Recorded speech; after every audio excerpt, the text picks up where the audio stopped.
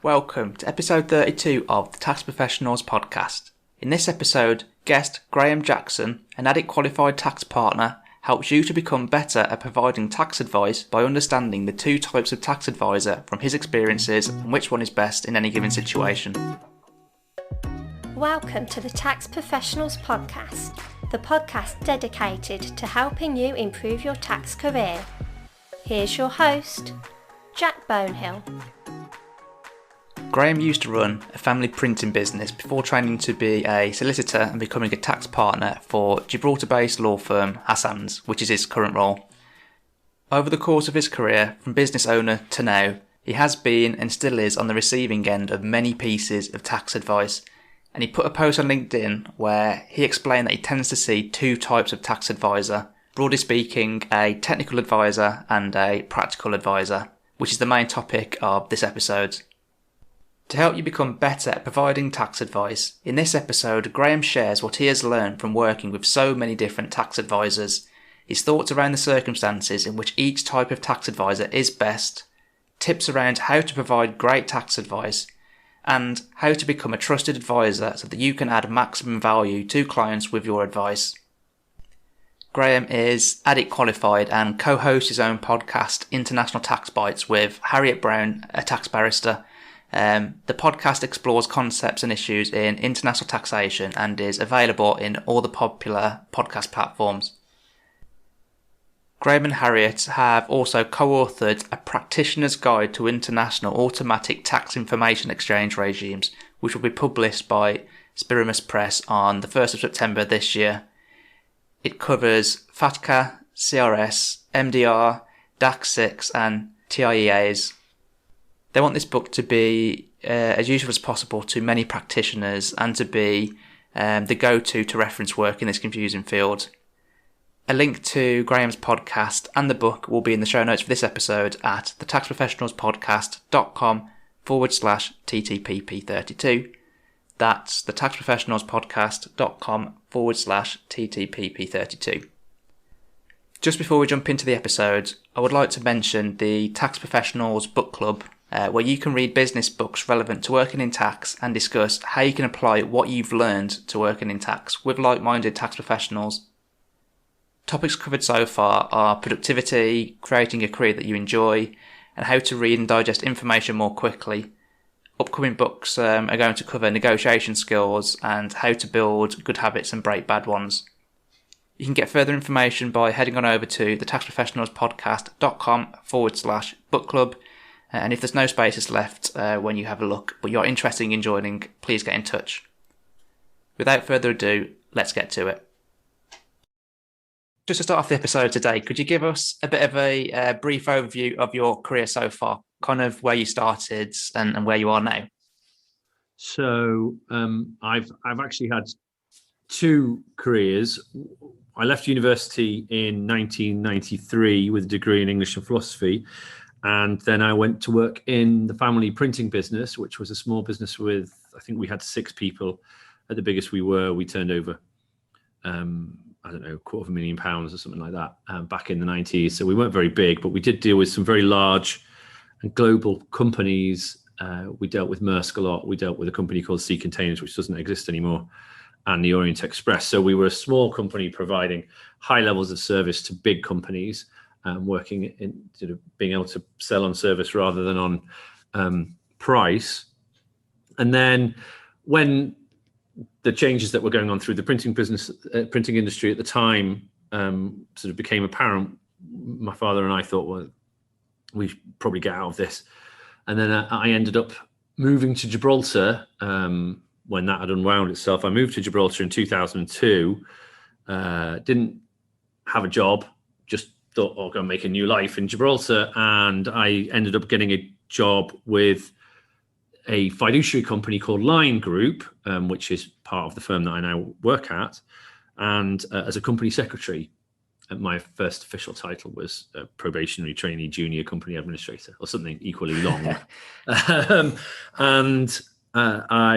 did that for a couple of years. Then I went as a paralegal to work in the funds team of Hassan's, which is the law firm that's associated with Line Group.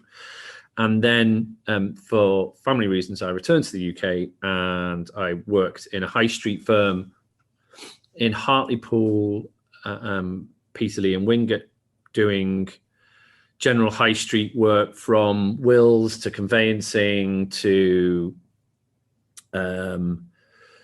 debt counselling to child protection work, anything that, like trainee solicitors do. I went everywhere. So by that time I'd started to retrain, and that was in my mid-30s. I'd started to retrain, and I, after a couple more years of that, returned to Gibraltar, where I finished my training contract with the then tax partner, a guy called Chris White, who was an ex-HMRC inspector, who became a lawyer afterwards. I completed that and then worked my way up through the tax department, and I'm now the tax partner at Hassan's. Obviously, a bit of a weird place to start from printing business to tax, like a lawyer partner, tax person. big yes, jump. It is. It's a non-traditional route. Yeah, that has worked out well for you, obviously. Well, I think it gave me, it gives me a depth of understanding of having been lying awake at 4 o'clock in the morning, worrying if the check's going to clear to pay the wages on Thursday morning, or those things that business people often experience that unless you've been in run a small business, you couldn't understand. Yeah, and I think as well, because this is kind of what spurred, I suppose, this episode really, is when you did that LinkedIn post that kind of said about the two types of advice that you've been on the receiving end of, both as kind of you owning your printing business and now as a tax partner as well, receiving advice from different jurisdictions on behalf of your clients and kind of playing it all together.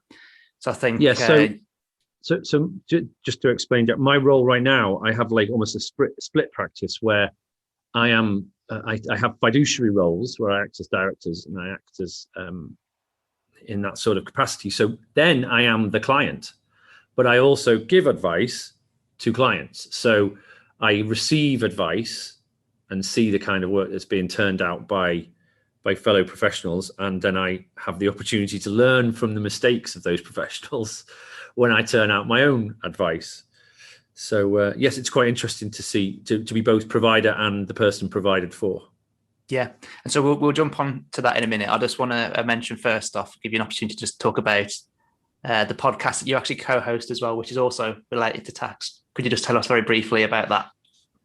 Oh, okay. So about a year ago, about 9 months ago, a tax barrister called Harriet Brown from Old Square Tax Chambers and myself, we started to do a podcast which is aimed at students and interested individuals and professionals that want to refresh their thoughts around specific concepts, where in each episode we deal with a concept.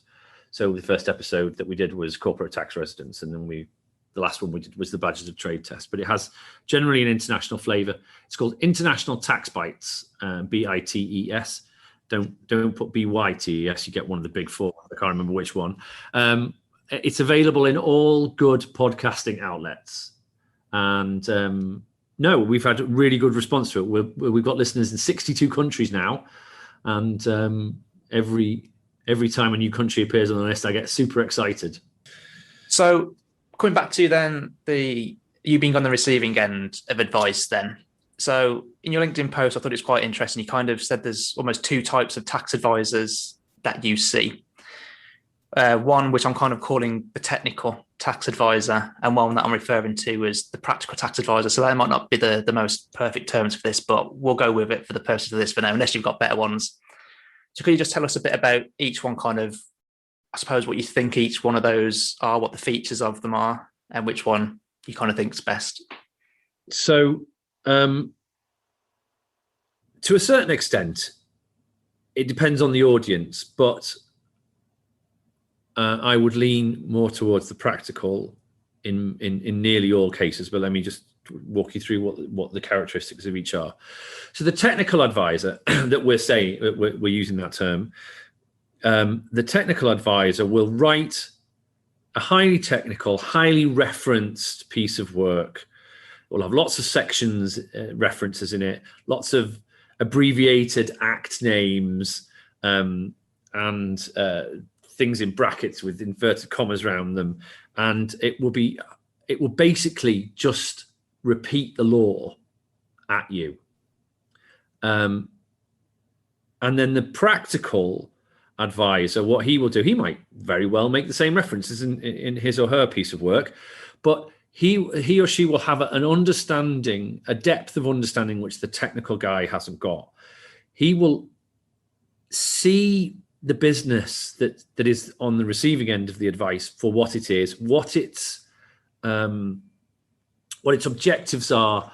He will offer alternatives. He will consider a wider scope and even maybe correct the question that's being asked or identify the underlying question behind. So one of the things that I find quite a lot is clients come in and they ask you a question and you think that's not the right question to ask, because there's other stuff going on around that I know because I'm the tax advisor and I've seen people in your sort of situation before. Let's widen the net and think about that and see if we can refine the question to allow us to then find sort of almost like a sideways solution.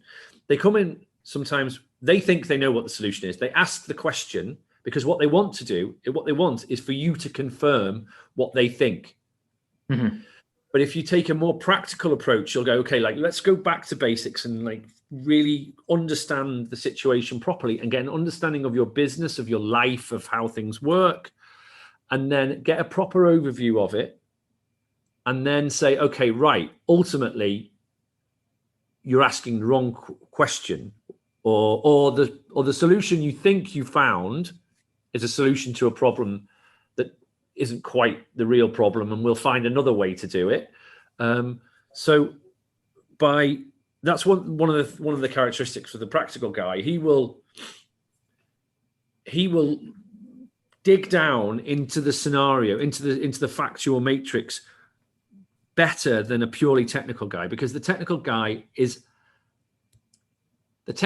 answers questions, the practical guy solves problems. Does that make any sense?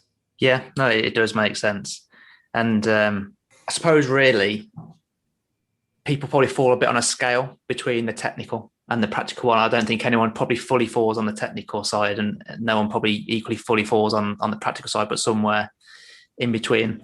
But yeah, it fully makes sense. So that the practical one really is one that thinks more about almost what the incentive or the purpose was behind asking a question or for a piece of advice, rather than just answering that black and white question in front of them. And also when they are answering the question, not just parroting back the legislation or case law, whatever it may be, and actually trying to draw a useful conclusion that someone who's not a technical tax person can take away and do something useful with. Yeah, so I used this phrase at somebody the other day when they'd done a piece of work and they presented it to me, and I asked them, why have you written an undergraduate essay about this topic? I don't need an undergraduate essay. I can Google and I can find out for myself. What I need to understand is if somebody's going to pay hundreds, if not thousands of pounds for a piece of advice, it needs to be better than, it needs to have greater depth than simply write everything I know about corporate tax residence.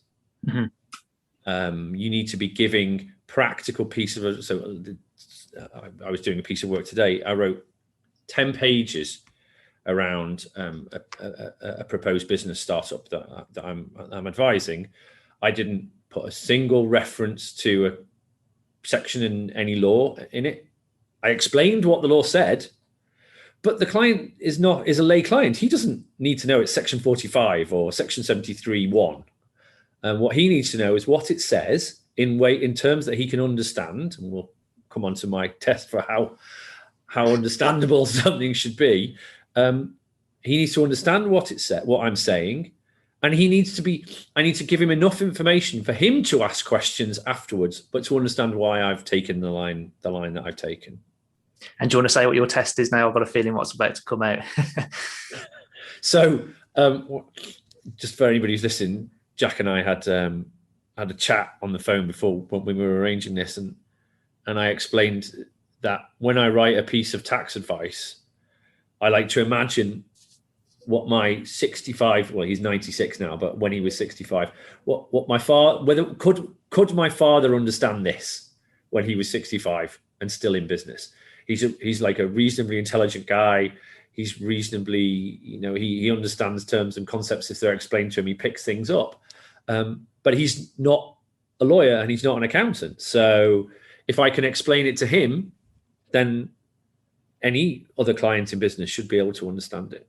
So I envisage him and think he would say, "Oh, I don't know what that. You're not making sense there, Grahame. That's not clear." Whatever. And then I go through it and think, well, what would Dad say if I gave this to him? Yeah, and I think this is actually where it kind of comes back to, because you kind of caveated when you started giving your answer about which one you think's best, because I think you're going to say it's situational, really. Probably 80% or maybe more of the advice is going to fall into that category where you're not going to be speaking to someone technical on the other side of it, and they're not going to want something technical. But I think then by the sounds of it, and I'm going to agree with this, if this is what you're going to say, is that there is a time and place for pure technical advice. Yeah. If I'm going to counsel a QC or somebody in chambers and saying, I've got an understanding of this, but I think there's a fine issue that needs to be worked through, and we're paying £10,000 for an opinion, then it wouldn't be the same approach as if it was the piece of advice that went to the client. Mm-hmm. So part of my role is to interface between the highly technical and the end user's understanding. Yeah. And to be honest, I've been in the same situation before where we've helped a client to get an opinion from a QC. It is highly technical and they pretty much have no idea what they said throughout the whole meeting. And then you have to convert it into something afterwards that they understand. And that's kind of, in those situations, that is our role, isn't it? It's to simplify and make sense of what they said in the client's terms in the way that they'll understand it. Yeah, I mean, just as it's our role to make sense of the legislation for the client. I mean, essentially, what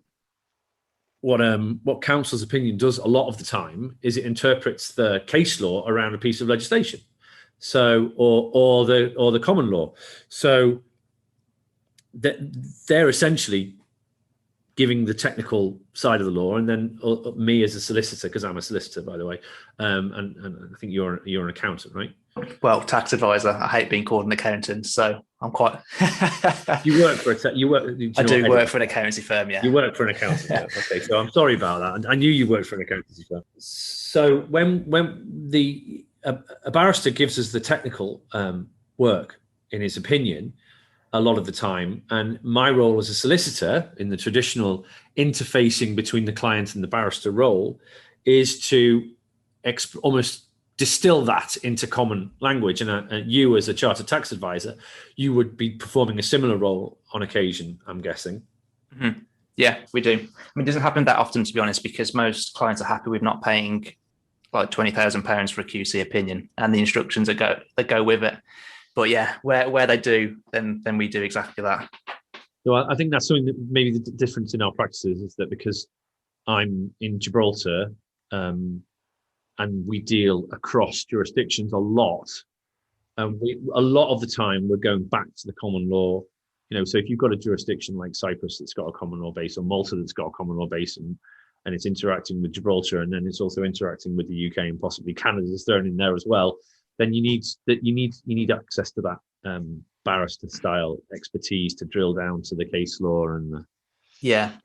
Now that makes sense, because for me, being primarily UK based, it's only when there's like a tenuous position or stance that a client wants to take that we really go to QC, which does happen actually in the sectors that I work in, because I do a lot of my work in the recruitment sector. Which so we our Income Tax Act has very similar language. In fact, across the ex overseas territories, the Income Tax Acts are very, very similar language around their charging provisions.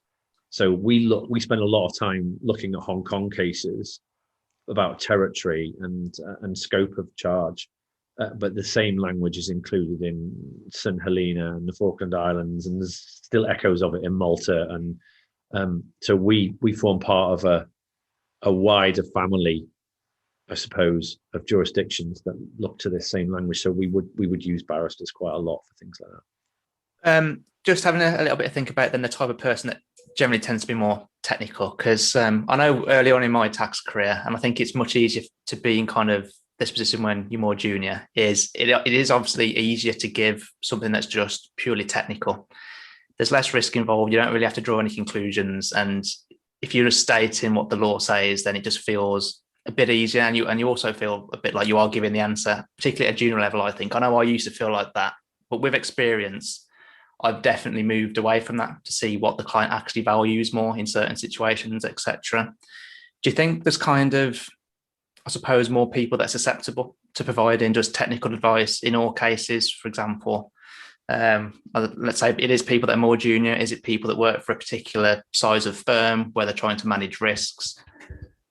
Yes, so I think that a lot of the people that give the purely technical stuff without the depth of understanding that we're talking about are yes, more junior because they're worried that they're going to get told off, and you can't get it wrong if you just say what the law says. I mean, that sort of idea, it feels safe, doesn't it? I mean, exactly what you were just talking about. But also then the larger firms can do it more often. I think that it isn't true to say it's just juniors. It can go right to the most senior levels. And again, it's about risk. You know, a highly risk averse firm with 20,000 employees and however many thousands of solicitors that doesn't like to take risk and its PI is huge, is probably more likely to take a more corporate, let's say a more corporate approach to it than a more entrepreneurial approach. I think that's true. That's not to say that big firms don't contain people who give really good, solid advice that's both technical and practical. And I think you're right that it's a spectrum. What you need to do is you need to find somebody who sits at the right place in that spectrum for you. Mm-hmm. So if you're a huge corporate and you are a person within a huge corporate who's got great experience, of these things, then a very technical approach is probably great for you because you can join all the dots up yourself. But if you're a property developer that's worth 300 million because he's done really well developing some things, and yes, he does have people within his corporate structure, but they are essentially a property development company without a highly sophisticated and experienced legal department with 25 people in it, then you're going to want more value added by your tax lawyer, by your lawyer, because your lawyer is much more part of your team, I think, in that sort of situation. Yeah. So I think then a natural kind of segue that is into how can people kind of write their advice or give their advice in such a way that it is more valuable to the client. You know, how can they figure out how technical a person is on the other side or how practical the advice needs to be? Have you got kind of any practical suggestions in terms of how people can try and get that closer to being right? I don't think there's ever a right or wrong necessarily, but trying to get it more right necessarily than, say, completely off the mark. The first thing is get to know the people that are going to read your advice. Like actually spend time talking to them, because you'll understand where they're coming from if you do that. And now that's more difficult if you're a junior, but it is never bad advice to keep your mouth shut and your ears open if you're a junior.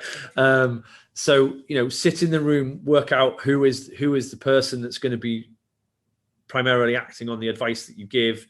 Is it the head of the legal department? Is it going to just be somebody else on the same level as you, and the big beast partner and the head of the department are never really going to look at it? It's going to be some other munchkin who's quite junior. You know, work out the dynamics of the client. Work out the qualifications of the person that are going to be reading it. Work out whether they're the owner driver of the business, whether they're a member of a department. Like, understand that, and be willing to change your style for the person that you're talking to. I think that's very important. I think it's also important to be aware that you may need to write another note that does the other version of this. So your first note may be technical because that's the guys that you're writing to, but you might need to be ready with some sort of executive summary, extended executive summary with a more practical approach. Don't be frightened to revisit. I mean, extra work is extra money at the end of the day, because what we charge for is time. So don't be frightened to think, it's not a failure to be asked to do it in a different way. I think that's an important thing, because you've written a technical note for a technical guy and the technical guy's read it, and then he's got to go and explain it to a practical guy. So you may need to be ready to revisit the advice. But ultimately it's about knowing your client, and almost it's like the difference between, and I said knowing your client for specifically, due diligence and KYC that we all do on a daily basis. There's the guy that ticks the I've got a passport, I've got a utility bill, and there's the guy that actually goes and finds out about the guy's business. And I think that's the difference here. You can either take a simply mechanical approach, or you can take an approach that's based on human beings. And if you take an approach that's based on human beings, you will just have more inputs into your calculation of, am I doing this right? Am I not? Am I adding the value the client wants? Am I keeping it very narrow? I mean, we've all had clients that say, I don't want you to talk about this. I want you to talk about that. And whilst, if it's important, then you still sort of mention it under your breath. Yeah. Like, I really do think you need to worry about the fact all your directors live in Germany, but you've told me not to talk about that, or something like that. And then you go away and deal with the issue. But you need to get a feel for what they want, and then you'll take your cues the right way. And if you're writing for a lay client, just avoid references to the law as much as possible. Like I said, this piece of work that I did today, it's 8-10 pages long. It's got one section reference in it. Yeah. And probably in most cases, actually, it's probably safer to go for the more practical option anyway, because that's probably, unless you're in a environment where you often are talking to lawyers or the tax advisors, something like that, then I would say that in most cases, people are going to want something that's practical rather than technical. It did make a good point actually about right at the start, just about kind of getting to know the client, because I think particularly in today's society as well, and for more younger people, we kind of shy away from picking up the phone. We kind of shy away from trying to organise a meeting. We would much rather communicate by like email or Teams or something instead. And I think that's probably that's going to prevent you from knowing the client as well and getting a feel for them, how they operate, their kind of technical knowledge, etc. Yes. So I think that, I know post-COVID, it's going to sound shocking, that there is no substitute for a personal face-to-face meeting where you end up talking about your kids. Have you got family? How are things going for you? How are you managing? Like those kinds of things. That's the kind of personal service that especially owner drivers and people building their own business want. Yeah. What they do not want is in my experience, I don't know everybody, but in my experience, what people who are building businesses for themselves do not want is the feeling that they're dealing with somebody who simply is performing a task that's being paid for. They want a human interaction, and certainly as you get older, that becomes more important to you. So if you're a person in your late 20s, early 30s, and you're dealing with a 50-year-old, and he's paying your bill or she's paying your bill, then it's probably better to get out of your comfort zone and do the face-to-face meetings, because then you'll build a personal relationship. And ultimately, people deal with people. They don't deal with limited companies. They don't deal with partnerships. They deal with individual. My lawyer or my accountant or my chartered tax advisor is a person, not Jones, Smith and Boyd Limited. Yeah. And I think that the better that you get to know a client or know a person, I think the more kind of open and honest they'll be with you as well. So like, if you only just met someone, they might come to you and go, we want to answer this question, and they won't give you the background as to why. Whereas if you've known them for a few years, you get along with them well, I think they're more likely to be open so that you can understand a bit more the reason why they're asking for this advice, which then helps you give them better advice to the actual problem rather than the question they come and ask you.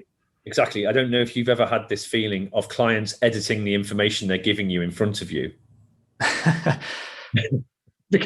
because they sort of know what the triggers will be for things, and they're sort of trying to give you, they're spinning the information so that you will give them the answer they want. Yeah. And it's sort of, well, basically they don't want, they in that situation, I found they already know what the answer is and they don't want it. What they want is they want another answer that would allow them to carry on doing what they're doing without any material changes, even though. Yeah, which in some circumstances you can do with some heavy caveats that there's risk associated with it. Exactly, but you need to make that risk very clear to people that they need to understand. This is on you. I'm no cover for you if you want to take massive risks. It is more difficult when people come to you and they know what they want the answer to be, and you've got to work to it. It's always a more difficult place to be, isn't it? But a lot of clients do that. I suppose it is kind of part of our responsibility, isn't it, to sometimes have those hard conversations in a way that's acceptable to the client almost. And that's a skill in itself, I think, isn't it? And it's a skill made much easier if you know them. Absolutely. If you're not friends in inverted commas, you have a friendly relationship with them, then they will listen to you because they will trust you. But you can't trust somebody who's on an email. You can't trust somebody who's you just communicate by text. It just lacks that human emotion that's required to build up a relationship between people. Yeah, agreed. And to be honest, if I'm ever giving something kind of hard hitting as well, I'd always pick up the phone first before sending it on an email. So to try and soften the blow a bit, manage expectation. And not only that, but just in case you've misunderstood it, you don't want an email lying around based on a misapprehension. Bit of a different one then now. So kind of size of advice, because I think it's related to kind of technical versus practical advice, because I think probably where people provide technical advice, it tends to be longer because they're quoting so many different pieces of legislation and case law, etc. And it can just turn something that probably could be given in much less words, and it makes it much more complicated. And you did give me a good story actually about the person who asked you a question about the residence tests. Yeah, so he moved. So I mean, for those of you that know the statutory residence test, my client moved to Gibraltar for full-time employment, did not return to the UK for 90 days a year, and did not do 30 days work where a work day is 3 hours or more. So he's automatically resident overseas, right? And well, subject to full advice if you're listening. Anybody who's considering doing that. But we had that conversation. I said, this is what I think. I think you'll be good. He said, I'm going to go and check with my lawyer in the UK. They charged him £5,000, wrote him a 15-page report that came to the conclusion that the automatic overseas tests say what they say, and he was automatically overseas resident. So we'd had a quick conversation about it, and then he went and paid a load of money for them to tell them the same thing. Now, that advice is worth money in writing. Of course it is, especially when you're talking about large amounts of money. But the point was, he was left with a nasty taste in his mouth because he felt like they could have done that advice in a shorter basis. It's quite, I mean, the statutory residence test is just a flow chart, essentially, isn't it? And you can do an SRT opinion or piece of advice about the SRT quite simply, as long as you're triggering one of the automatic tests one way or the other. Once you get into the ties, sufficient ties, it's a bit more complicated. But it shouldn't have cost that amount of money. It shouldn't have taken that many pages. And he doesn't deal with them anymore. Partly because of that. It felt like, to him, and he's told me this, it felt like this to him, that he was leaving and they were getting one last decent fee out of him. Mm-hmm. And, he's got continuing connections to the UK, and he would have still dealt with them, but he doesn't deal with them anymore. So there was substantive work to be done other than that. That was the smaller part of the work. And by knowing him, by taking time to listen to him, to go back to what we were talking to before, we could make a judgment on the whole piece of advice that was required, rather than saying, okay, this is an SRT opinion and it costs X £1,000 no matter what. Mm-hmm. Yeah. And I think it's coming back to what you said first, like there is value in having something in writing. And obviously when you put something in writing, there comes risk. So you obviously do need a certain amount of detail, don't you? You need to say what you're basing the advice on, the facts, make sure you've understood them, etc. So then the client has them in front of them as they're reading the advice so they can ratify them. But then you don't need all the technical stuff in between, really. You could just probably jump straight to the conclusion in that case. And if that's what the client, if you think that's what the client wants, then they're going to appreciate it if you do that and not give them something massive, which not only is costing them a lot of money, but is also taking them a lot more time to read it as well, if they do. Yeah. So transfer pricing studies are a favourite. Transfer pricing studies that explain in great detail all of the 5 permissible methods of calculating the arm's length principle, only to reject 4 of them out of hand. Mm-hmm. Then say comparable uncontrolled price is the best. And we said that at the very start. Or cost plus is the best, and 5 to 10%. No offense to my transfer pricing colleagues, but I've seen a lot of TP studies that are 30 pages long, and 20 of them are discussion of things that we're not going to be doing. Yeah. This actually reminds me a bit about the APS paper in the CTA exams, which is about being basically practical and actually being an advisor rather than just coming to the technical conclusion. And I think partly the transfer pricing thing is driven by how expensive TP studies are. Okay. Like if you're paying tens of thousands of pounds and you get a 5-page report. Yeah, which actually is it's a funny thing, isn't it? Because it's not. I know it's easy for clients to see that you spent a lot of time on something when you give them a big document, but I feel like there must be a way to help them understand the work that goes into something that's smaller if it was still useful for them. But probably a separate rant. I mean, it is a separate rant. But again, it goes back to if they trust you because they know you, then it won't be a problem. Yeah, agreed. It's funny, isn't it, how a lot of things, it's not even just for providing advice either. I just think a lot of things as a tax professional, just as a professional, generally speaking, come down to relationships and how good of a relationship you can build with someone. Comes back time and time again. Not everybody can do that. I mean, and I understand that. But if you can, you should.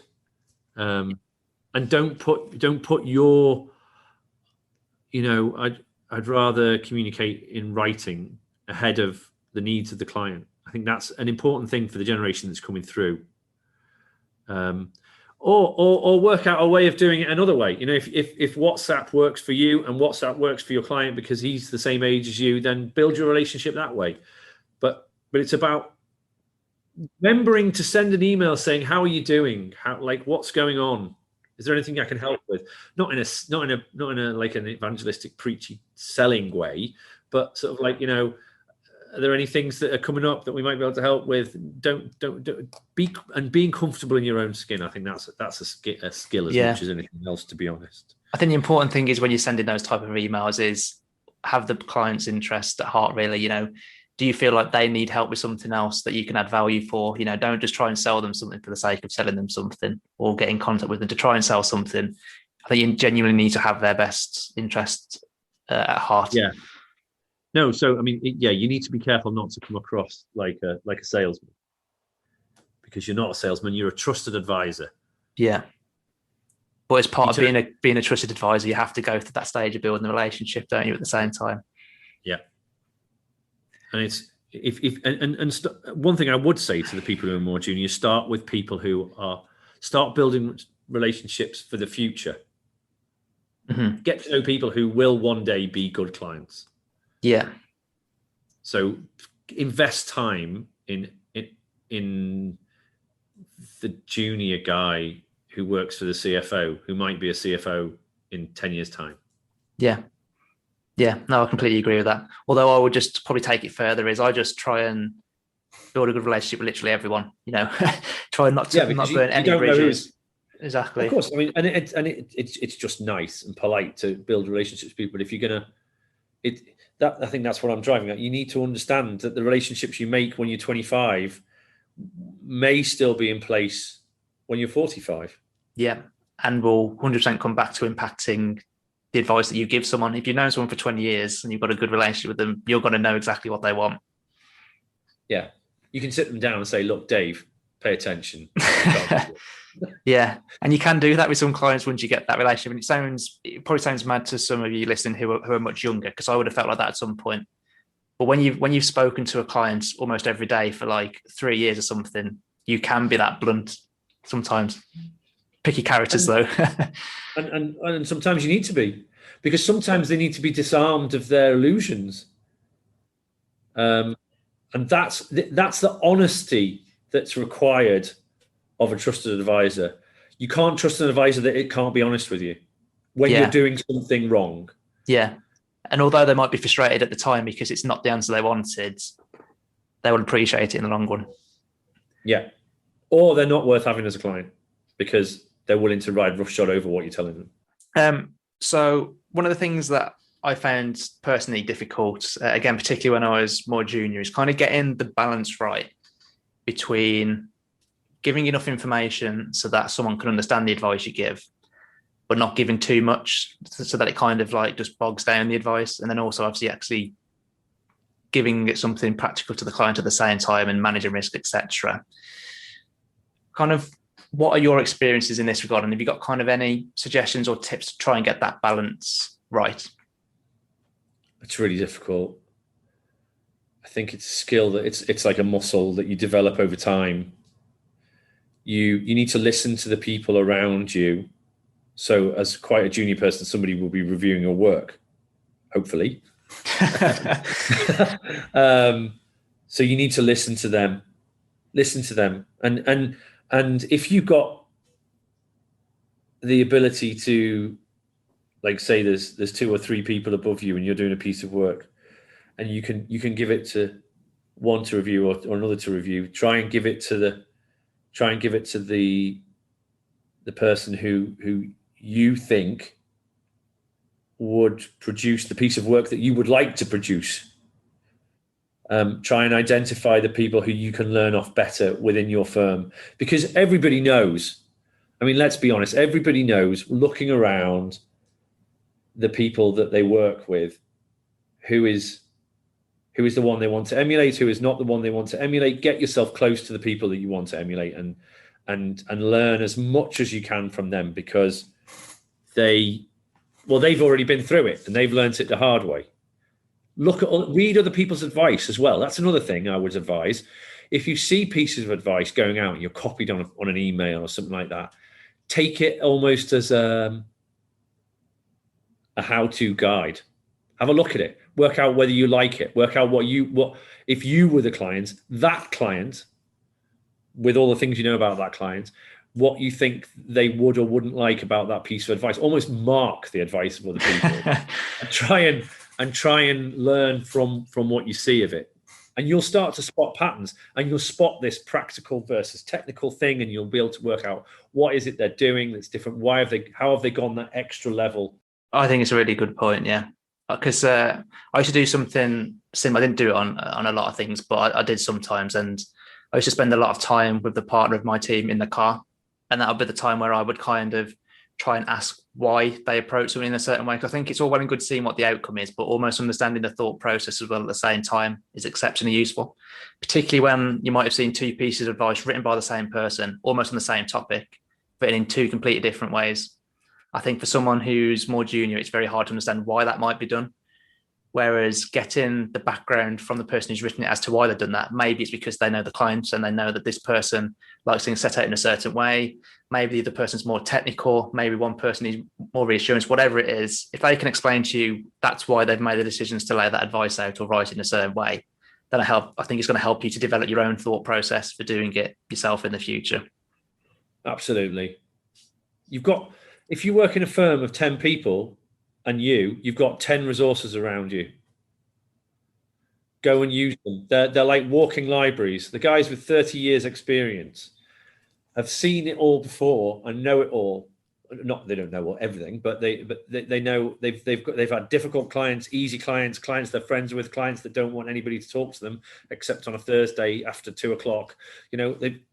They've got all those skills, and you'll be able to see who's managed that successfully and who hasn't. And, not everybody can do the same kind of thing. Not everybody is good at, the bonhomie of a pint, whether in the golf club or in the pub or wherever. Not everybody's good at that. Some people want to be more technical. Some people want more. You just work out what your niche is, be good at it, give as much value as you possibly can in your advice. Don't be frightened to go off the question a bit.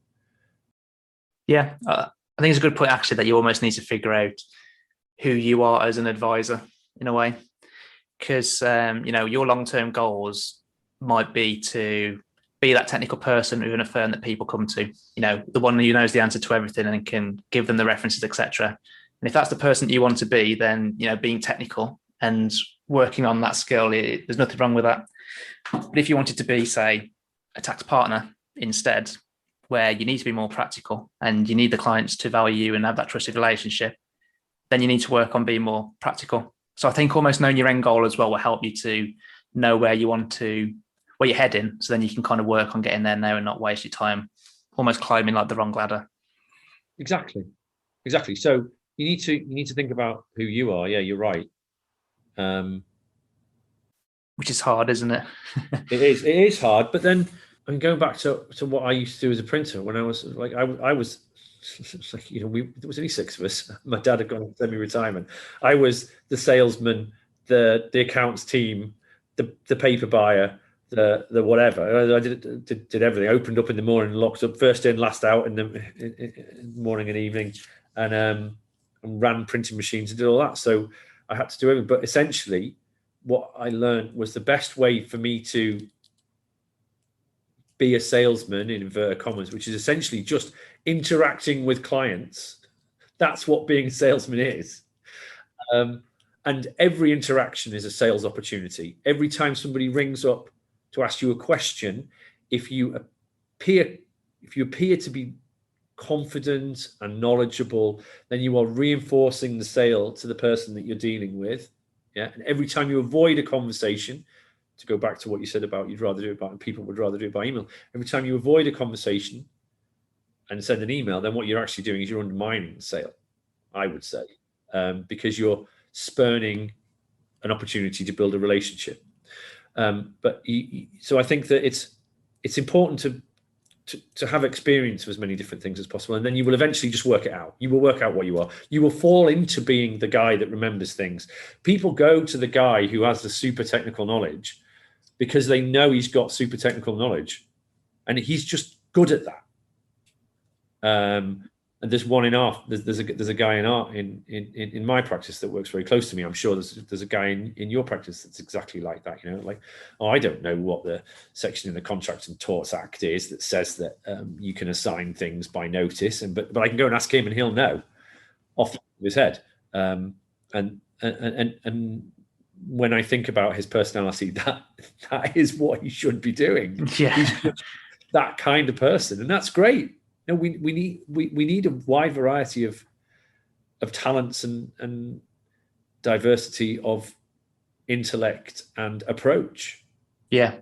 And in today's society as well, being a jack of all trades is just not the way to go. I don't think there's too much out there, and yes, you'll just be hidden.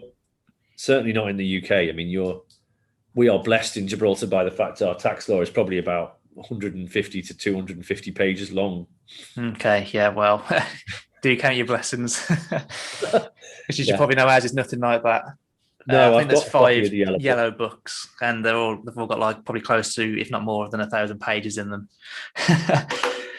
Well, kind of anyway, to bring it all together anyway, then, because obviously we've talked about quite a lot of things here about kind of giving tax advice and, the differences between being technical and practical and which one's right at the right time, etc. If you could just kind of summarize kind of what your top tips are, I think that would be really helpful for people, if you don't mind, Graham. Okay, so know your audience. Understand the wider context of the advice. Use if you can take a word out, take a word out. And I would say explain it to your dad. Think about your dad when you're explaining it. Yeah, Graham's dad They're test. my top 4. The Graham's dad test, yeah.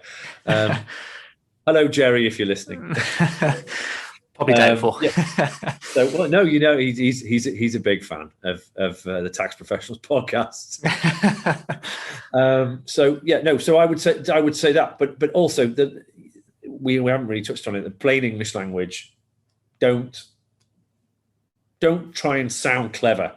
Be clever. Yeah, be clever by being simple with your words. No one appreciates jargon that they don't understand. No, exactly. If you could, and that again goes back to the dad test. Don't just stop it. You're not impressing anybody, because if it's a technical person on the other side, they already know those words. Yeah, and if it's a non-technical person on the other side, they've no idea what you're talking about. Yeah, no, agreed. I mean, I've probably got a bit of a luxury here because I use my other half to like almost go back to basics on things when I'm telling her about stuff I've done at work. I mean, it bores her to tears, I'm sure, but I do it anyway. So if you've got the luxury of talking to someone outside of work, I think it's a really good way to get yourself into the mindset of explaining it to someone who might not understand tax rules. And if there are any lawyers listening, please stop using Latin. Every time I have to Google the Latin words, they don't stick. And that's that. Yeah. Okay. So I think they're the top tips. Yeah, I think they're all great tips as well, and I think actionable as well, which is always helpful. I think it's just about when you're writing advice as well, is keeping those kind of points that Graham's made in mind. Think about them before you start writing it. Get yourself into the mind frame, the mindset, and then write the advice after thinking about those things. Just then, to finish off, then Graham, if the audience wants to find out a little bit more about you, your podcast, etc., is there any in particular that they can go to? So they can. We're on LinkedIn, International Tax Bites, BITES. There is a Twitter profile, again, International Tax Bites, BITES, which I don't put as many tweets up as I should do, but it is there. You'll find us there. And you can find us on Spotify, Google Podcast, Apple Podcast, Anchor, all the Pocket Cast, and I think there's 7 different outlets. Basically, just Google International Tax Bites. Other search engines are available, and you will find us. If you're interested in what I do, or you think that you'd like to pay me some money to tell you things in plain English, then Hassan's is the largest law firm in Gibraltar, and we have been here since 1939. You can again find us on the internet, and I'd be happy to chat with anybody who's got any cross-jurisdictional issues maybe I could help with. Yeah, and I'll just add as well that I think the International Tax Bites podcast is great for anyone that kind of just wants to get an awareness of some of the more complex international issues out there and get like almost a practical viewpoint on it. And if you want to as well, it does give quite a lot of detail. So it's kind of helpful as well if you want to know a bit more about the detail too. You definitely cover some topics that are useful for like CTA and things like that. So if you want a break from reading, you can have a look to see if they cover the topic on there. And it's never more than 40 minutes long. Yeah, he does a better job than me than that. Unlike this today. Yeah. Well, thanks anyway, Graham, for joining me. It's much appreciated. If you enjoyed this episode, why not sign up for email notifications to make sure that you do not miss any future episodes that will help you to progress, develop and improve your tax career. You can sign up at thetaxprofessionalspodcast.com/subscribe. Each email notification will give you a brief summary of the episodes, and episodes are released bi-weekly on Mondays. Links to find out more about Grahame, his podcast International Tax Bites and his book can be found in the show notes at thetaxprofessionalspodcast.com/TTPP32, which just stands for the Tax Professionals Podcast episode 32. Further information can be found out about the book club at thetaxprofessionalspodcast.com/book club. But that's it for this episode. I hope you liked the episode and have taken away some useful points to help you progress, develop and improve your tax career. Until next time.